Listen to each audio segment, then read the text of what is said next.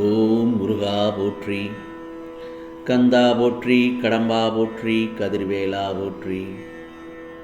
அறுபடை வீடு கொண்ட முருகப்பெருமானே போற்றி போற்றி. என் செல்லமே, என் செல்ல குழந்தையே, கோடியில் ஒருவருக்கு மட்டுமே கிடைக்கும் இந்த முருகப்பெருமானின் அருள் வாக்கு. கிடைத்ததை தவறவிட்டு விடாதே. எல்லா சந்தர்ப்பங்களிலும் நான் உன்னை அன்போடு அரவணைத்து கொண்டுதான் இருக்கிறேன். உனக்கு செய்ய வேண்டியதை தக்க சமயத்தில் செய்வேன். அதுவரை சற்று பொறுமையாக இரு என் செல்லமே. நீ எதையெல்லாம் இழந்து விட்டோம் என்று வருத்தப்பட்டு கொண்டிருக்கிறாயோ அதைவிட அதிகமாக உனக்கு கிடைக்கப் போகிறது. நீ எதை செய்தாலும், எதை நோக்கி பயணித்தாலும், எந்த காரியங்களை நினைத்தாலும் அது என்னால் வைக்கப்பட்டதாகவோ நடத்தப்பட்டதாகத்தான் இருக்கும். நான் சொல்வதை நிச்சயமாக நிறைவேற்றுவேன். உனக்கு பக்கபலமாக இருந்து உன்னுடைய பயணத்தில் நானும் பயணிப்பேன்.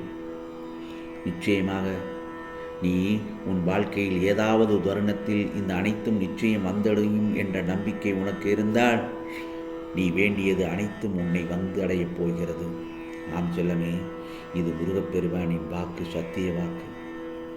உனக்கான வாழ்க்கையை சந்தோஷமாக அனுபவித்து சுபமாகவும் சுகமாகவும் வாழ வேண்டிய தருணம்.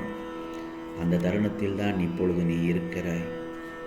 உன் வாழ்க்கையில் நீ நல்லதொரு விஷயத்தில் சகல சௌபாக்கியங்களோடு வாழப்போகிறாய் என்பது நிதர்சனமான உண்மை என் செல்லமே.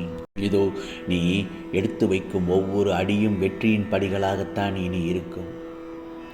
வெற்றி அடைவதற்காக அடியாகத்தான் இருக்கும். நிச்சயமாக அதற்கு இந்த முருகப்பெருமான் சாட்சி. என் வார்த்தைகளின் மீது நம்பிக்கை வைக்கிறாய்தானே? அப்படியென்றால் துணிந்து நில், எதிர்த்து போராடு. வாழ்க்கையெல்லாம் வாழ்வதற்காகத்தான் என் செல்லமே. எப்பொழுதும் மனதை நிம்மதியாக வைத்துக்கொள். மனது நிம்மதியாக இருந்தாலே சந்தோஷம். அடுத்து என்ன கொடுக்க வேண்டும் என்ற உறுதுணையாக உனக்கு நான் அள்ளி கொடுப்பேன். ஆம் செல்லமே, நிச்சயமாக. சில நேரங்களில் நீ என்னிடத்தில் கேட்கிறாய், முருகா, இப்போது நான் அனுபவிக்கும் துன்பங்கள் எல்லாம் நின்று போகுமா அல்லது நாளையும் தொடருமா என்று என்னிடத்தில் குழப்பத்துடன் கேட்கிறாய். நடந்ததும் நடப்பதும் நடக்கப் போவதும் ஆகிய எதுவும் உன் கைகளில் இல்லை. உன்னால் நடந்ததும் இல்லை. என்னை நினைப்போருக்கு தலைமுறை தலைமுறையாய் நான் நிச்சயமாக துணை செய்வேன். நீ என் செல்ல பிள்ளை. உன்னை எப்படி நான் கைவிட முடியும்? இருந்த இடத்திலிருந்து என்னிடம் பேசு. கவனத்தை என் பக்கம் திருப்பு. நான் பார்க்கிறேன், கேட்கிறேன். உன் மனதில் நம்பிக்கையாய் ஆறுதலாய் ஒன்று எழுந்து வந்து அவ்வப்போது தேற்றுகிறதே, அது எங்கிருந்து வருகிறது என்று யோசித்தாயா? அது உன் ஆன்மாவிலிருந்து வருகிற என் வார்த்தை. ஆழ் மனதில் இருந்து நான் அனுப்பி வைக்கிற நம்பிக்கை அது. எனவே இந்த முருகப்பெருமான் மீது பாரத்தை வைத்துவிடு. மீண்டும் அதை எடுத்து சுமந்து கொண்டு இருக்காதே. இனி எல்லாம் குறைந்து போகும். கவலைப்படாதே என் செல்லமே. உன் சாயப்பாவின் இந்த முருகப்பெருமானின் வார்த்தைகளை முழுமையாக நம்பு என் செல்லமே. அதே நேரத்தில் ஒவ்வொரு நாளும் நீ விழித்து எழும் ஒவ்வொரு நாளும் புதிய நாள்தான். எழும்போது மட்டும் மன உறுதி ஒன்று மட்டும் நம்மிடம் போதுமான அளவு இருந்து விட்டால் போதும். அந்த நாள் உனக்கான நாளாகத்தான் விடிந்த மாதிரி இருக்கும்.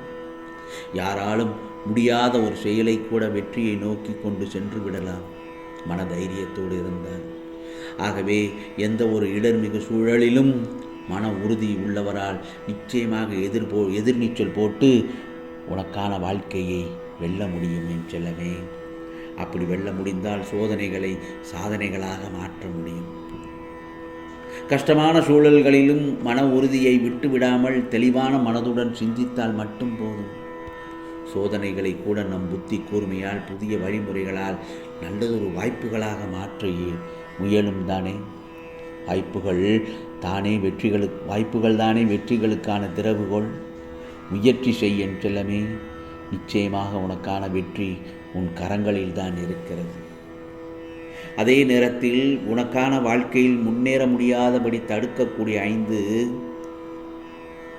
காரியங்கள் இருக்கும். நிச்சயமாக அதை வில்லன் என்று கூட சொல்லலாம்.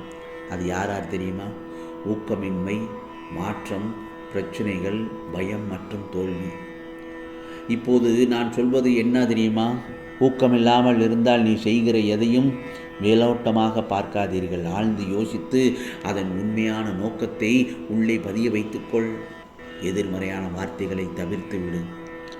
நீ விரும்பினாலும் விரும்பாவிட்டாலும் நல்லதொரு மாற்றம் நிகழ்ந்தே தீரும். அதை முதலில் புரிந்து கொள். எந்த ஒரு இடத்திலும் நீ செய்வதே சரி என்று உடர்ந்து பிடிக்க வேண்டாம். மாற்றமில்லாமல் முன்னேற்றம் இல்லை. இதையும் மனதில் வைத்துக்கொள் என் செல்லமே. அடுத்தது பிரச்சனைகள். பிரச்சனைகள் நிகழ்ந்தே தீரும். அதை எதிர்க்க தயாராக இரு. அவற்றை எப்படி எதிர்கொள்ளலாம் என்று முன்கூட்டியே யோசித்து செயல்பாட்டால் உன்னுடைய பிரச்சனைகளை இலகுவாக நீ தட்டிவிடலாம். ஒன்றல்ல 3 தீர்வுகளை சிந்தித்து வைத்துக்கொள். அத்தனை பிரச்சனைகளுக்கும் உள்ள ஒரே ஒரு புதிய வாய்ப்பு ஒளிந்திருக்கும். நிச்சயமாக அதை தேடி பிடித்து பயன்படுத்திக்கொள். அடுத்தது பயம். பயம் இல்லாதது போல் நடிக்காதீர்கள். எனக்கு இதை நினைத்து அச்சமாக பயமாக இருக்கிறது என்று ஒப்புக்கொள்கிறவன் கோழை அல்ல. பயத்தை ஏற்றுக்கொள்கிறவனால் தான் அந்த பயத்தை நிச்சயமாக உண்மையாக வெல்ல முடியும். உனது பயத்தின் தொடக்க புள்ளி எது என்று யோசி. அங்கேயே அந்த பயத்தை அடித்து விடு. அடுத்தது தோல்வி என் செல்லமே. சறுக்கல்கள் வரும்போது மாற்றி யோசி.